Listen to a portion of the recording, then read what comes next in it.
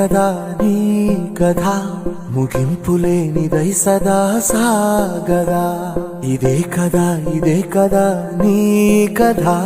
ముగింపులేనిదై సదా సాగదా నీ కంటి రెప్పలంచున మనస్సు నిండి పొంగిన ఓ నీటి బిందువే కదా నువ్వెతుకుతున్న సంపద ఒక్కొక్క జ్ఞాపకానికి 100 ఏళ్ల ఆయువుందిగా ఇంకెన్ని ముందు వేచనో అవన్నీ వెతుకుతూ పదా మనుష్యులందు నీ కథ